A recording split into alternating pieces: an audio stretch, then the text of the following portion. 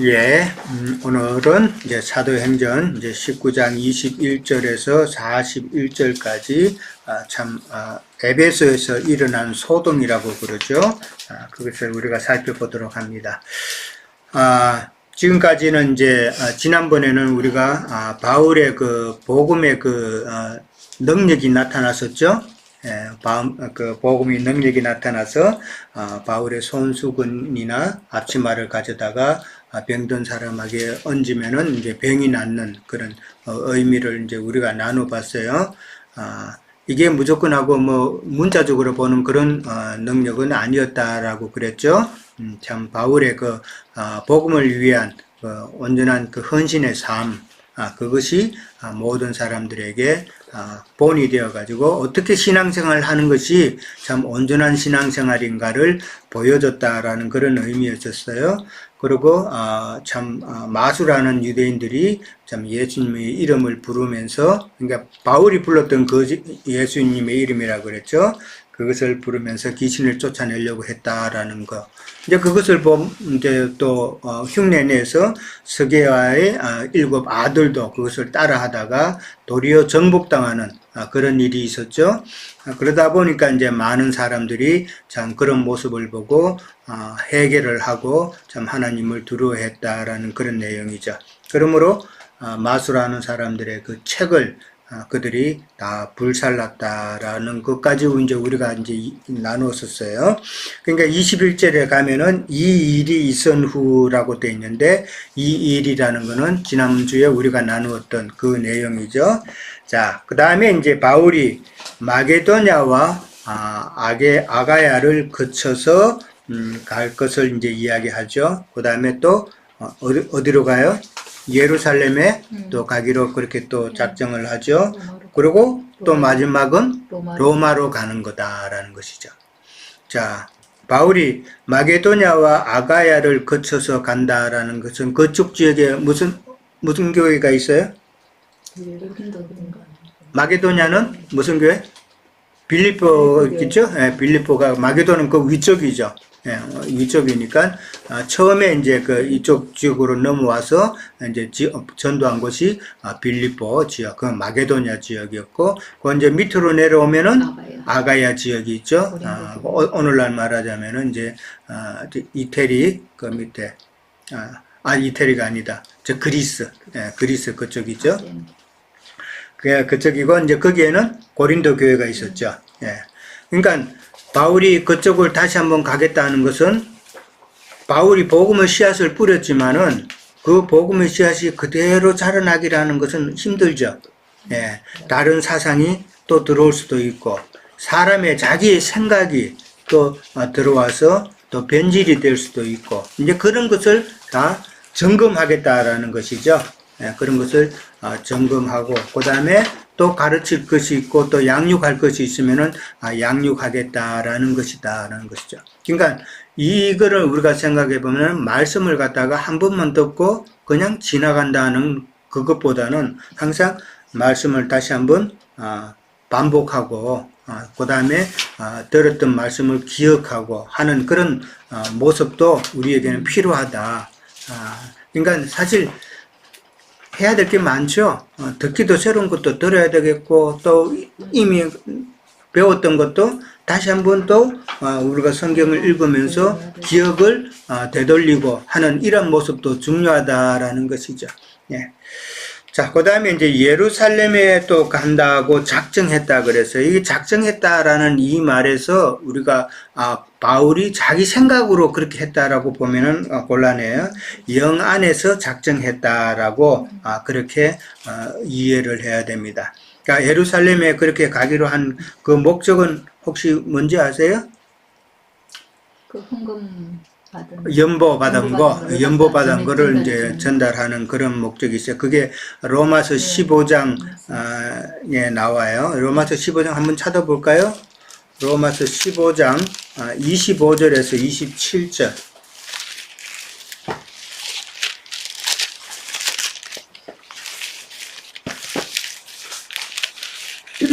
로마서 15장 25절부터 27절. 자, 누가 읽어요? 그러나 이제는 내가 성도를 섬기는 일로 예루살렘에 가노니 이는 마게도냐와 아가야 사람들이 예루살렘 성도 중 가난한 자들을 위하여 기쁘게 얼마를 연보하였음이니라. 예. 오케이. 자, 여기 보면은, 마게도냐와 아가야 지역의 사람들이 연보를 했죠? 연보를 했는데, 예루살렘 교회의 가난한 자들을 위해서 연보를 했다라고 그렇게 되어 있어요. 그러니까 빌립보와 고린도 교회를 통해서, 헌금한 그것을 또 전달하는 그런 목적도 있었고, 그 다음에 예루살렘에 가면은 아무래도 거기는 이제 총회 교회이기 때문에 거기에 가서 선교 보고, 요즘으로 말하자면 선교 보고들 또 한다라는 것이죠. 그러니까 성령께서 어떻게 이방인들에게 역사하셨고, 어떻게 우리를 인도해서 복음을 전하게 했고, 어떤 열매가 있었는가를 이제 또 보고하는 그런 목적도 있어야 되겠죠. 그 다음에 이제 마지막으로 최종적으로 로마도 보아야 하리라 그렇게 나와서, 여기 로마를 본다는 이 말이 때문에 로마를 구경하러 간다는 그런 말은 아니겠죠. 예. 로마를 갔다가 마지막으로 이제 복음의 그 선교 지역으로 그렇게 이제 삼아서 복음을 전하겠다라는 말인데, 로마로 갈 때 바울은 제수된 몸으로 갔죠. 예, 제수의 몸으로 그렇게 하나님께서 그렇게 로마에 가게 하셨다. 이것도 하나님의 뜻이 있었을 것이다라는 것이죠. 어떤 뜻 한번 생각해 보셨어요? 왜 바울이 이렇게 제수가 된 몸으로 이렇게 로마에 가게 되었을까? 한번 생각해 보셨어요? 여러 가지로 생각, 삼위자면 혹시 생각 안 나세요? 왜 그렇게 했었을까? 기억, 준호 형제님은? 오히려 보호가 필요했지 않았어요? 응? 그 일 자체가. 보호가 필요했다. 그것도 맞는 말이에요. 보호를 받으면서. 왜냐면은, 바울에 대한 그 적대 세력들이 너무 많으니까, 어떻게 보면은, 제수된 몸으로 감옥에 갔다 하지만은 그 연금 상태로 이제 했죠. 좀 자유로운 그런 모습이니까 어떻게 보면은, 그런 대적자들에게서 조금 보호하는 그런 면도 있고, 그 다음에 이제 또, 반대로 또 바울을 따르는 많은 사람들이 있었기 때문에 바울이 가서 많은 사람들에게 그렇게 환영받고 그러다 보면은 또 바울이 또 교만해 줄 수도 있기 때문에 또 제수의 몸으로 그렇게 또 보낸 것은 아닌가 이제 우리가 생각은 해볼 수가 있겠죠. 자, 선생님 예. 그 배를 같이 탄 몇 명인지 몰라도 그들을 또 구원하기 위한 하나님의 계획이었는 예, 그렇죠. 바울의 그 여정 가운데서는 항상 전도의 그 열매가 맺힌다는 것을 이제 우리는 또 생각해 볼 수 있으니까, 예, 그것도 이제 볼 수가 있겠죠. 예. 그 다음에 이제, 로마를 그렇게 가야 되는 그 이유를 갖다가, 로마서에서는 바울이 그렇게 설명해 놓은 게 있죠. 로마서 1장 11절을 한번 볼까요? 로마서 1장 11절에 보면은, 바울이 로마에 가야 되는 이유를 거기 설명해 놨어요. 내가 너희 보기를 간절히 원하면, 그렇게 나오죠. 어떤 신령한 은사를 너희에게 나누어줘 너희를 경고하게 하려고 한다라는 것이죠. 이게 바울의 로마 방문을 계획하면서 이렇게 로마서에다가 이런 의도를 써놨다라는 것이죠. 그러니까 신령한 은사를 나누고 서로 경고하게 한다는 말은, 은사를 나눈다는 말은 무슨 말이에요? 요즘 말하는 신령한 은사, 능력, 그런 거 나누는 건 아니잖아요. 예. 그러니까 이게 말씀 교제죠. 예. 말씀 교제를 통하여서 서로가 참 하나님의 말씀의 뜻을 깊이 깨닫고, 그 다음에 그렇게 서로에게 유익이 되는 그런 시간을 가지려고 한다라는 것이죠. 그 다음에 이제, 로마는 우리가 잘 알듯이 그 당시 세상의 중심이잖아요.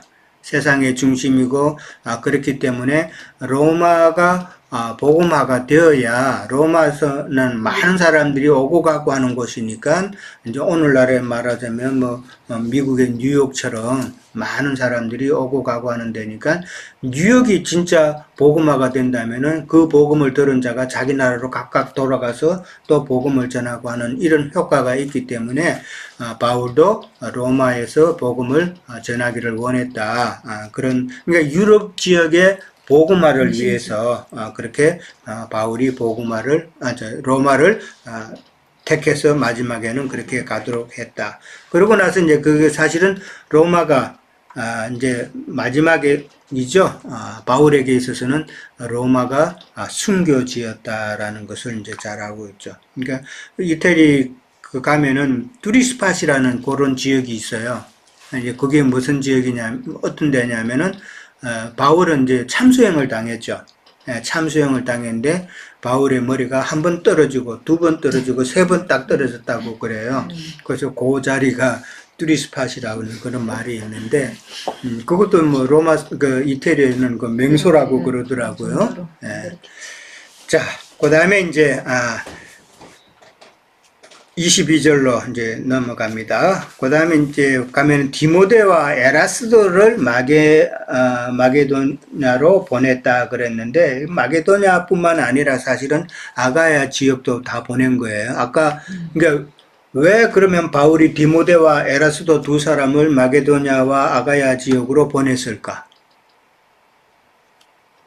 아까 나누었던 로마서 15장을 이제 우리가 연관해서 보면은 바울이 예루살렘으로 가기 위해서 준비를 갖다가 이 디모데와 에라스도가 했다라는 것이죠. 그러니까 예루살렘에 연보를 가지고 가야 되는데 디모데와 에라스도가 먼저 갔다라는 것은 그쪽 지역에서 연보를 모금을 했다라는 그런 의미도 된다라는 것이죠.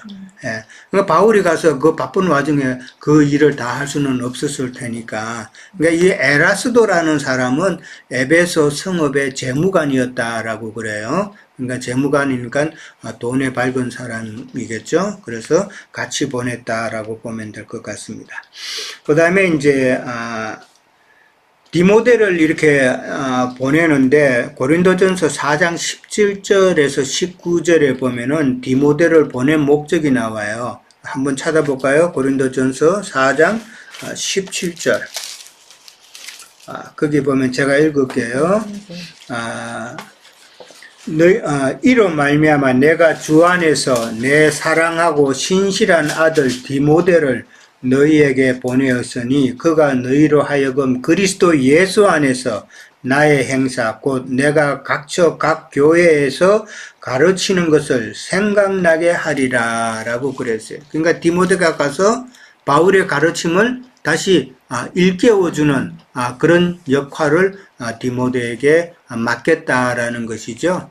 그러니까 바울이 혼자 힘으로 모든 지역을 다 돌아다닐 수는 없으니까 그런 동력자들을 통해서 바울의 가르침을 다시 한번 기억나게 하는 그런 역할도 참 중요했다라는 것이죠.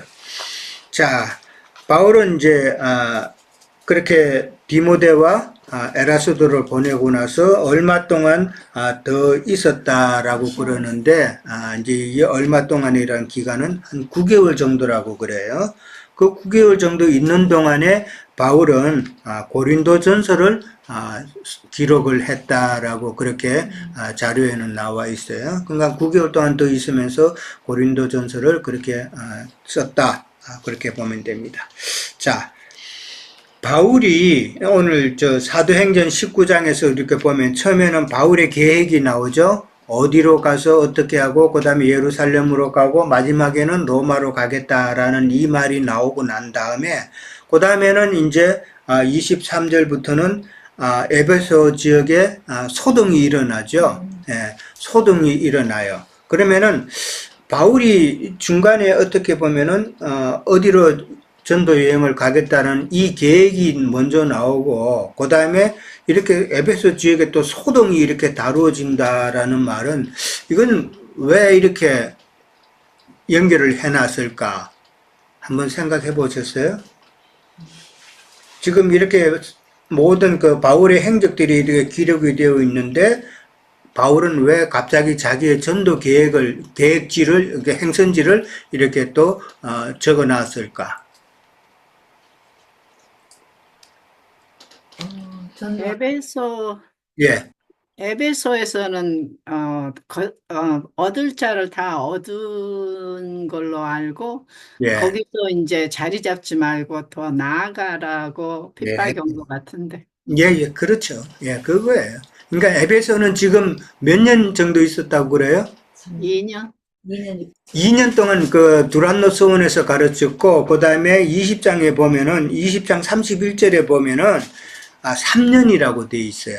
20장 31절에 보면은, 여러분이 이렇게 내가 3년이나 밤낮 쉬지 않고 눈물로 각 사람을 훈계하던 것을 기억하라라고 돼 있죠. 3년이라고 그 표현되어 있는데, 정확한 그 시간은 2년 3개월이라 그래요. 2년 3개월이라 그러는데, 그 이제, 20장에서는 3년으로 표현이 돼 있어요. 그러나 이 3년 동안에, 참, 에베소에서는 바울에게 있어서는 참 많은 그런 어려운 시간들이 있었다라는 것을 우리는 알 수 있죠. 그러니까 고린도전서 15장 32절에 보면은 뭐라고 표현되어 있냐면은 에베소에서 내가 맹수와 싸웠다라고 그런 표현이 있어요. 맹수라고 표현을 했어요.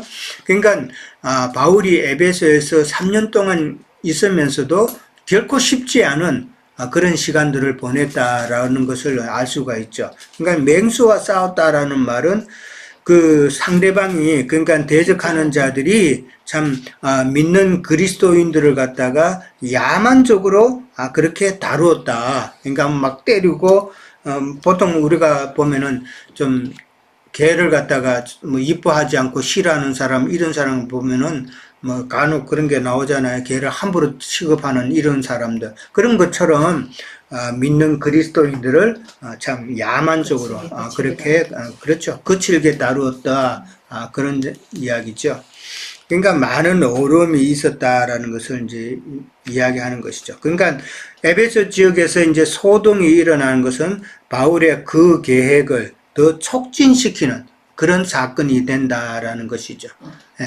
그러니까 원지를 들고 나와. 그러니까 그런 사건이 있지 않으면은 바울은 좀 더 있을 수도 있고 이러니까 그건 이제 우리가 그동안에 많이 이제 다뤄왔죠. 그 핍박이 있음으로 말미암아 바로 또 다른 지역으로 옮겨가고 함으로써 복음이 빨리빨리 전파되도록 하는 그러한 모습이죠. 자, 그 다음에 이제 23절부터 41절에 이제 에베소에 이제 소동이 일어난 것을 우리가 다루는데, 자, 데메드리오가 나와요. 데메드리오가 언제 누군가라는 질문을 제가 냈는데, 자, 누구를 상징해요? 한번 데메드리오에 대해서 한번 말씀해 보실래요? 어떤 자예요?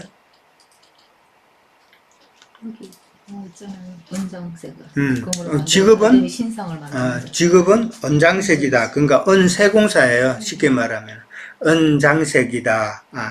근데 은장색이라는 말은 은이나 금이나 구리 같은 걸 가지고 세공을 해서 이제 깎거나 뭐 더하거나 불로 어떻게 해서 어떤 모형을 만들어서 이제 그것을 파는 자다라고 그렇죠.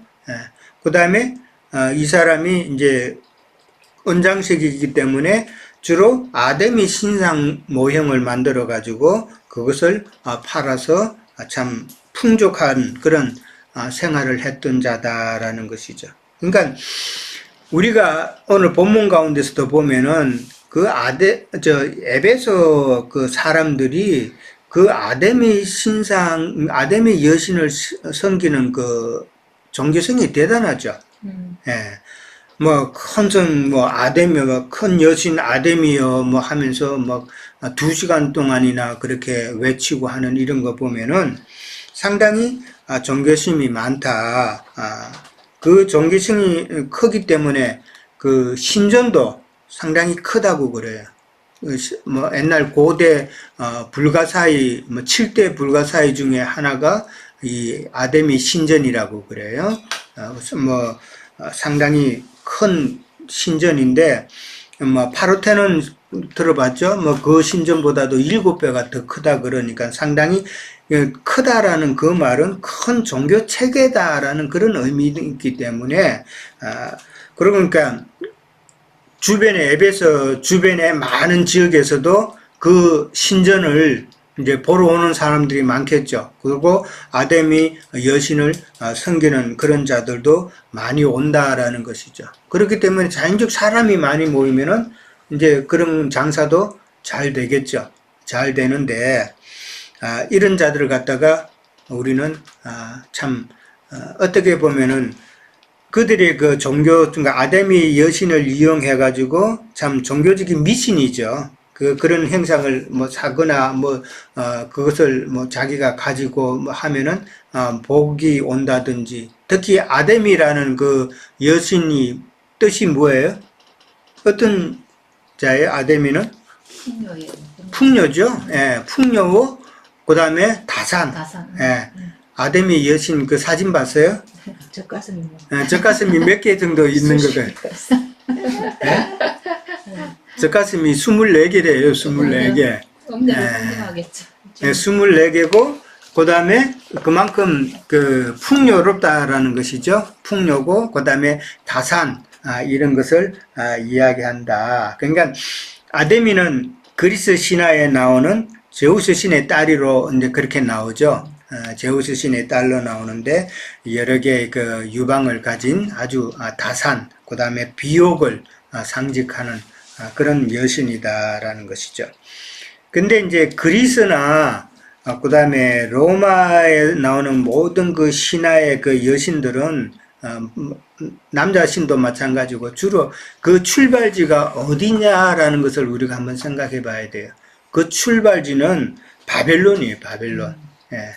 바벨론의 그 신들부터 이제 그리스 신화나 로마의 신화들이 이렇게 출발했다라는 것을 이제 우리는 먼저 생각해야 되고. 그러니까 바벨론이라는 그 의미가 계시록에 나오죠. 무너질 큰 성 바벨론이라 그러기 때문에 무엇을 상징하는가는 우리는 알아야 된다. 그러니까 바벨론에서 그런 여신이 있는데 그 바벨론 여신 중에 밀리타라는 여신이 있대요. 그 밀리타라는 그 여신으로부터 출발해가지고 뭐 아수르 지역에서는 이스타르라고 부르기도 하고, 그 다음에 페니키아 지역에서는 아스다롯이라는 이름으로 또 연결이 되고, 그 다음에 로마에서는 이게 아데미가 다이아나로 그렇게 비너스 다이아나로 그렇게 또 연결이 되고, 그 다음에 그리스에는 아프로디테라고 그렇게 또 불러지고, 그 다음에 이제 에베소 지역에서는 이제 아데미로 그렇게 불러졌다. 그렇죠. 그 신들이 결국은 쭉 연결되어지는데, 천주교의 그 마리아의 그 상도 그 계보를 이어져 내려간다라는 것이고, 그 다음에 계시록에 나오는 엄녀 이세벨로 그렇게 흐름이 이어진다라는 것을 우리는 생각해 볼 수가 있죠. 이슬람 사람들은 이 신을 그대로 지금도 믿고 있다는데. 이슬람 사람들도요. 네, 달의 여신에. 그러니까 이제 아데미는 달의 여신이기 때문에 그 사람들은 뭐 그게 또 이슬람 계통이 달 쪽이잖아요. 네, 그러니까 그걸 또 뭐 섬기겠죠. 그것까지는 제가 정확하게는 뭐 그렇게 기록이 돼 있으면 그렇게 또 같은 달을 신이니까. 자, 우리가 잘 아는 그 창세기에 그 니무롯이라는 사람이 있죠. 그 니무롯의 아내가 누구예요? 두 명이 있잖아요. 아니지. 니모리스 아니에요? 다른 사람인가? 니무롯은 세미라미스죠. 세미라미스. 세미라미스라는 그 아내가 있는데 니무롯이 전쟁에 가서 죽었죠. 죽었단 말이에요. 죽고 난 다음에 세미라미스가 이제 다른 남자와 그 사이에서 아들을 낳는데 그 아들 이름이 바로 담무즈예요. 담무즈 나오는데 그 담무즈가 태양신의 그 원조예요. 태양신으로 그렇게 담무즈를 섬겼는데 이 세미라미스가 나중에는 이게 담무즈 자기 아들하고 또 살죠. 그래서 거기서 이제 또 자손들을 낳고 하는데 이런 것들이 다 세미라미스가 그러니까 아들이 이제 왕인데 그 아들하고 살면서 자기가 모든 실권을 가지고 그렇게 내려가는 그 모습이죠. 그러니까 이 여신이라는 게 계보가 그런 계보다라고 이제 보면 돼요. 이게 성경에 나오는 그런 여신 음란한 신은 다 바벨론으로부터 시작을 했고 계시록의 엄녀 이세벨의 계보로 그렇게 내려간다라고 보면 돼요. 그 다음에 이제 아데미 신전이라고 이제 있는데 이 아데미 신전 아까도 이야기했지만은 상당히 큰 뭐 가로가 뭐 120m 뭐 세로가 뭐 높이가 60m 되는 그런 그러니까 그 당시 사람으로 봐서는 정말 불가사의한 그런 신전이다라는 것이죠. 예. 브라질의 예수상 비슷한가 봐. 브라질 그건 예수상 그는 신상이고 어쨌든 그런 거 신전이 그만큼 컸다라는 것이죠. 예, 신전이 그만큼 컸다. 그럼 지금도 가면은 그 아데미 신상이 그 뭐 이태리에 가면 있대요. 이태리가 아니고 저기지. 네. 에베소. 에베소 근데 가면은 다 부서졌어요. 근데 부서졌는데 완전히. 부서졌는데 흔적만. 기념적으로 그 어떤 뭐 시청 앞인가 뭐 있더라고요. 예, 그런 행사 만들었겠죠. 그 후로. 예. 자, 그다음에 데메트리오는 참 종교적인 미신을 갖다가 이용해서 참 돈을 버는 자다라는 것이죠. 이제 자기 생업을 하는 자이기 때문에 그러니까 오늘날 세상 복이나 천국이라는 그런 상품을 팔아가지고 참 돈을 버는 그런 종교 지도자들을 그렇게 의미한다. 성화, 십자가 모양 예. 이런 거 아닐까요? 기독교 그렇죠. 문화, 예, 그러니까 지난번에도 우리가 한번 다뤘지만은 크리스찬 컬처가 저 어떤 것은 만들어 가지고 돈 버는 거하고 똑같은 것이다. 그런 이야기죠. 그러니까 이 데메드리오는 그것으로 인해서 많은 그 종교적인 미신을 이용을 해 가지고 돈을 번 자이기 때문에 오늘날 세상 교회에서는 그냥 예수를 뭐 시인을 하기만 하면 입으로 그냥 나 예수 믿는다 하기만 하면은 참 뭐 구원받았다고 하는 그런 터무니없는 말들을 많이 하죠. 그러니까 성경을 모르기 때문에 문자적으로 단면만 보기 때문에 그런 말을 하는데 성경의 뜻을 잘 알면은 그렇게 해서는 아니다라는 것을 우리는 알죠. 그러니까 그렇고 또 일종의 종교적인 어떻게 보면 미신이다라는 것을 이해를 해야 된다는 것이죠. 뭐 세상 교회 사람이 그러면 예수 믿으면 천국 안 가느냐 그렇게 뭐 따지고 들 수도 있지만은 예수 믿고 천국 가는 것은 천국이라는 그 자체를 우리는 또 알아야 되잖아요. 예수잖아요, 예수. 예수가 바로 천국인데 예수님 안에 들어가는 것이 천국이라고 이제 마태복음에 나오는데 그러고 난 다음에 혼의 구원을 이루고 그러니까 천국 가면 끝난다고 보면은 그 영혼이 그냥 천국 가고 끝난다고 믿으면은 그러면은 성경에서 우리가 늘 강조했던 혼의 구원을 이루어가는 그 과정 이것이 하나님 앞에는 참 더 중요하고 그런데 하나님의 뜻을 알아가는 것이 더 중요한데 그냥 믿기만 하고 끝나면은 하나님의 뜻을 알 수 있느냐 하는 것이죠. 많은 것이 연습이 그러니까 자꾸 그렇게 문자적으로만 이해하면은 잘못되는 신앙생활의 길로 갈 수밖에 없다라는 것이죠. 자, 그 다음에 이제 세궁한다고 그랬어요. 세궁한다는 뜻이 뭐예요? 깎아서 이렇게. 깎아내는 것이죠. 어떤 행상이 있으면은 그 행상을 만들기 위해서는 자꾸 깎아내죠. 그러니까 아까 아스타롯 같은 그런 신들, 그러니까 이런 것은 지역에 따라 다르지만 목신도 있고 아스타롯은 나무로 깎아 만든 신이단 말이에요. 그러니까 이 깎는다는 말은 어떤 의미일까? 칼 가지고 이렇게 깎아내죠. 그러니까 이런 언장색들이 깎아내고 하는 것은 그 칼이라는 것은 신학의 칼이고 그 다음에 교리의 칼이고 종교의 칼이고 그 다음에 도덕적인 그런 칼 가지고 지금 말씀을 갖다가 이 각색해서 그렇게 설교하는 그런 모습을 우리는 이해를 해야 된다. 그러니까 깎아낸다는 말은 언장색이라 그랬는데 언을 가지고 참 깎아낸다라는 것은 하나님의 말씀을 가지고 구원의 말씀을 가지고 이리 깎아내고 저리 깎아내고 뭐 이리 보태고 저리 보태고 뭐 그렇게 해서 참 하나님의 말씀을 각색하는 그런 거다라는 것이죠. 예. 자, 그 다음에 이제 데메드리오가 이제 하게 되죠. 같은 일하는 직공들과 그 다음에 같은 업종에 있는 사람들, 같은 이제 목회자들을 이제 선동해서 바울을 그렇게 핍박을 하는데, 선동하는 그 내용에 보면은 생업에 큰 지장을 준다는 것이죠. 첫 번째는. 뭐 당연히 그럴 수밖에 없겠죠.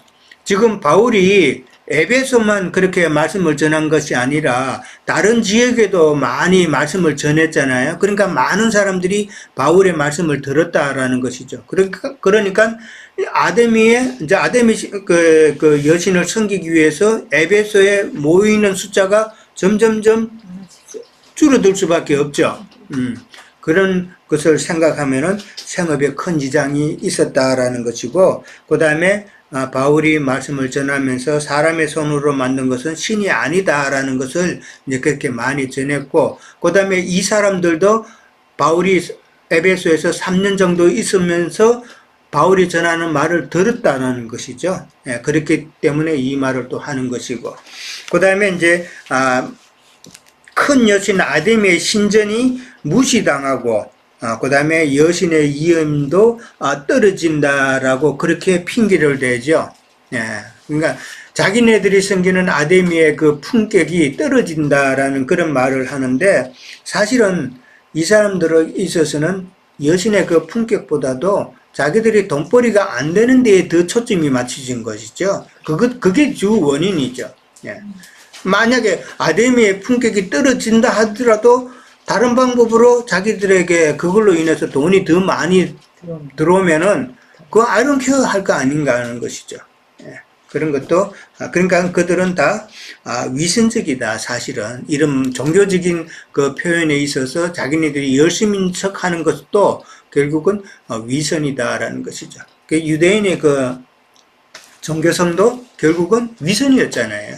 예. 그것을 생각해 볼 수 있다라는 것이죠. 그 다음에 이제, 에베소 사람인, 이 데메드리의 그 강한 이런 종교성을 가질 수 있었던 그 배경은 그러면 뭘까? 왜 에베소 사람들이 이렇게 강한 종교성을 가졌을까 하는 것이죠. 한번 생각해 보셨어요, 혹시? 생각해 보세요. 어떤 종교라는 것은 지난번에도 이야기했지만 경전이라는 게 있잖아요. 불교도 불교 경전이 있고, 이슬람도 마호메트 경이 있고, 그 다음에 기독교도 성경이 있잖아요. 근데 지금 이 아데미 여신을 섬긴 자는 경전이 있어요, 없어요? 없단 말이에요. 그런데도 이 사람들이, 에베소 사람들이 종교성이 강하다는 건 좀 이상하잖아요. 뭐 구원에 대한 뭐 어떤 그런 것도 있는 것도 아니고, 다만 아데미를 섬기면은 다산과 그 다음에 비옥함이 이제 자기들에게 복으로 온다는 그 소망뿐이잖아요. 그런데도 그러니까 결국은 미신이죠. 근데 뭐가 잘 된다는 어떠한 것은 따라가기가 힘들죠. 그렇죠. 기복적인 신앙이 있겠죠. 그런 게 예. 없어도. 근데 이제 우리가 그래도 여기서 잘 된다. 우리가 생각해 볼 수 있는 거는 신전이 크기라는 것이죠. 신전이 지금 뭐가 있다는 파르테논 신전보다도 7배나 더 크다 그랬잖아요. 그러니까 엄청난 크기라는 거죠. 이걸 한번 생각해 보면은 우리가 중세 시대의 그 유럽의 그 성당들, 교회들 한번 생각해 보면은 엄청난 크기잖아요. 그러니까 그 안에 만약에 사람이 들어가고 그냥 파이프 올겐이 그냥 꽉 누르고 이러면은 진짜 사람들이 머리가 쭈삣쭈삣 쓰는 그런 위압감이 있다라는 것이죠. 명이 임하는 것 같고. 이제 그런 것도 이 에베소 사람들이 영향을 받지 않았을까 보는 것이죠. 엄청난 크게 신전, 오늘날 엄청난 뭐 교회도 보면은 예배당 건물, 뭐 한국에도 큰 건물들이 있잖아요. 안 들어가 봐서 저는 모르는데 아마 그 사진만 봐도 거기에 가면은 아마 압도될 것 같은 그런 느낌을 받게 되겠죠. 그러니까 이 에베소 사람들도 그 아데미의 그 신전의 그 크기와 웅장함과 화려함에 참 압도됐을 것이다. 그래서 종교 생활을 참 안 할 수가 없는 그런 분위기가 되지 않았을까. 그 군중 심리가 또 그렇게 그렇죠. 만들어요. 그 다음에 이제 그 군중심리가 따르는 자가 네, 많다라는 막 것이죠. 새벽에 사람들이 예. 엄청 많이 가는 사랑의 교회 예. 새벽기도 가다 보면은 여기는 뭔가 있겠다. 주님 그렇죠. 함께하겠다. 이렇게 그러니까 마음이 오늘 이렇게 27절에 보면은 온 아시아와 천하가 위하는 그의 위엄이라 그랬으니까 아데미를 섬기는 사람들이 에베소 사람뿐만 아니라 온 아시아 다른 지역 아시아 사람들과 그 다음에 천하라는 그러니까 모든 사람들이 다 지금 아데미를 네, 따른다라는 것이죠. 그러니까 많은 사람이 따르는데 나 같은 사람이 그러니까 나만 안 가게 되면은 뭔가 좀 불안하죠. 네. 예, 그런 심리도 작용했지 않았나 하는 것이죠. 예를 들어서 뭐 한국의 그 여의도 그 순복음교회 그 집 교회 앞에 자기 집이 있어. 근데 많은 사람들이 그냥 성경 끼고 그냥 예배당 안으로 들어가는 거 보면은 그리고 저 사람들이 이제 예수 믿으면 천국 간다는데 나는 이래 앉아도 돼? 그런 불안감이 안 생기겠냐는 거죠. 푹셀려서 나도 같이 가야지. 그렇죠. 그러니까 많은 사람이 가게 되면은 나도 따라가는 그러한 모습으로 그래서 그런 신앙은 결국은 뿌리가 없는 신앙이죠. 뿌리가 없는 신앙이다. 그러니까 성경에도 넓은 길과 좁은 길이라는 게 있잖아요. 그 넓은 길로 가는 사람은 참 많은 사람들이 참 오늘도 일요일인데 뭐 주일이라고 그러면서 예배당에 가서 그렇게 신앙생활 하는 그런 모습을 보면서 참 다른 사람들도 따라갈 수 있는 그런 모습이다라는 것이죠. 그러니까 그러나 우리는 성경에서는 넓은 길보다는 좁은 길로 가야 된다라고 그랬는데 그러나 성경에서 좁은 길로 가는 자는 힘이 적다 그랬죠. 이 힘이 적다라는 건데 영어에서는 그냥 few, 그냥 정말 소수. 근데 그거는 거의 부정의 단어예요.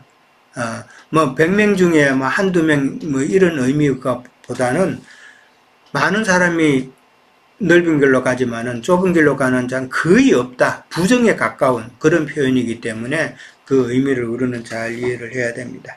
자, 그 다음에 이제 선동하는 말을 듣고 에베소 사람들이 분노가 가득하여서 외치기를 뭐라고 외쳤어요? 크다.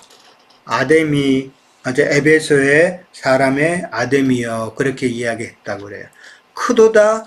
에베소 사람의 아데미여라고 이제 그렇게 자꾸 외쳤다는 건데 왜 그렇게 외쳐요? 다른 바울이나 다른 그 무리들이 선동하는 거죠. 바울의 그 동력자가 바울이 아데미를 갖다가 그렇게 참 우리 자기네들의 그 비즈니스를 무너뜨리는 그런 일을 하고 그 다음에 아데미 신전을 깎아내리는 그런 말을 할지라도 우리 에베소 사람들은 아데미 여신의 그 위엄을 지키겠다라는 그런 의미예요. 자기네들이 참 아데미를 그래도 끝까지 찬양하면서 아데미를 굳건히 아데미 신전도 지키고 아데미 여신도 자기네들이 지키겠다 하는 그 종교성의 그런 발언을 그렇게 했다라고 보시면 됩니다. 자, 첫째 시간 여기까지 하고 쉬었다가 하겠습니다. 예.